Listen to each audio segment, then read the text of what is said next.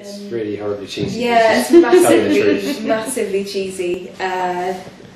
Like Love at First Sight, grossness, disgusting. So I was like, oh my god, he's tall, he's gorgeous, and that. So I followed him around, and I'm like, hey, what's your name? What's your name? Oh, Samuel is that? Oh, so how old are you? And he's like 19, and I was 26. Oh. And I was like, oh no. Publicly gay. The Lovers is a multimedia LGBTQ version of A Midsummer Night's Dream, which uses live animations and found sound soundscapes. Spun Glass Theatre are a Brighton-based theatre company. We look at stories surrounding love, particularly unrequited love, and we take classic texts to tell those stories. We distill them down and we devise the stories that we want to tell. We've taken projects to Brighton Fringe and Edinburgh Fringe festivals. We've always made quite intimate and atmospheric projects, and we're going to bring that style to the Lovers as well. So on stage there's going to be live animations operated by Cara, our animator, and these are going to be projected above the heads of the actors. And we've also got a talented young composer, Tim, working with us, and he's going to be working with a lot of found sounds.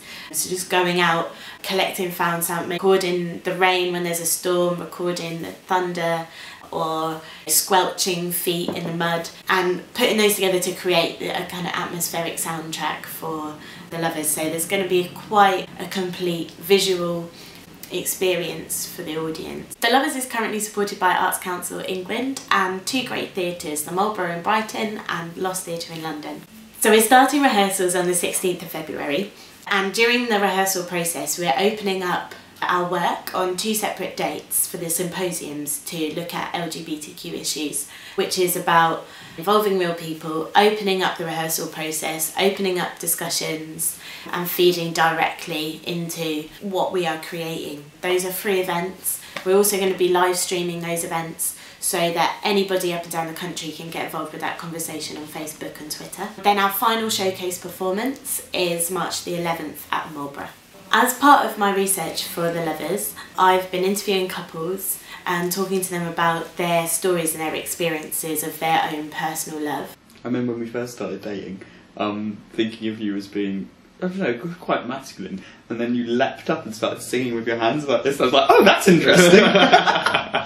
We grew up in like children of the 80s. Like all you hear was AIDS and like promiscuity around gay people, and there wasn't anything positive around there. So if you're straight, you are envisioning, I suppose, who you might be with because it's all around you to think about that. Whereas if you're growing up gay at that time period, nothing's around you saying, giving you options that you might be with. It's just, can I live with this? Americans, and especially me being a Cuban as well, we're very straightforward. And the women are like, okay, so do you like me or what? I like you, what's happening? Yeah. We don't have any time for this, like, you know? So he was like, oh. So the future of the Lovers is that we want to take it on a tour. We want to tour to theatres up and down the country, we want to tour to festivals, and we want to run workshops with young people looking at Shakespeare and LGBTQ issues in performance.